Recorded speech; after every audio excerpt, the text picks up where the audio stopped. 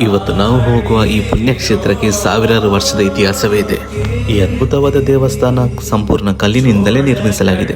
ದೇವಸ್ಥಾನದ ಮೇಲಿರುವ ಈ ಭಾಗೀರಥಿ ಗೋಮುಖ ತೀರ್ಥ ಕಾಶಿಯಿಂದ ಬರುವ ಗಂಗಾ ನದಿಯ ಪುಣ್ಯ ತೀರ್ಥವಾಗಿದೆ. ಆಶ್ಚರ್ಯ ಏನಂದ್ರೆ ಇದು ವರ್ಷವಿಡೀ ಹರಿಯುತ್ತದೆ. ಈ ಏಳುಕೆರೆ ಇರುವ ದೇವಸ್ಥಾನವನ್ನು ಧರ್ಮಸ್ಥಳ ಶ್ರೀ ಮಂಜುನಾಥ ಸ್ವಾಮಿಯ ಆದಿಸ್ಥಳವೆಂದು ಕರೀತಾರೆ. ಯಾಕಂದ್ರೆ ಅಣ್ಣಪ್ಪ ಸ್ವಾಮಿ ಈ ಕೆರೆಯಿಂದಲೇ ಲಿಂಗವನ್ನು ಕೊಂಡೋಗಿ ಅಲ್ಲಿ ಸ್ಥಾಪನೆ ಮಾಡಿತು. ಈ ದೇವಸ್ಥಾನದ ಮೇಲ್ಭಾಗದಲ್ಲಿ ಇರುವ ಚಂದ್ರಮೌಳೇಶ್ವರ ಲಿಂಗಕ್ಕೆ ಸ್ವತಃ ನಿಮಗೆ ಅಭಿಷೇಕ ಕೂಡ ಮಾಡಬಹುದು.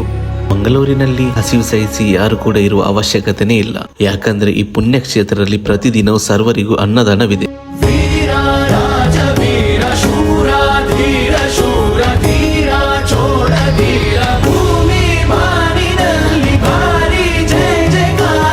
ಈ ಪ್ರಸಾದದ ರುಚಿ ಅಂತೂ ಅದ್ಭುತ.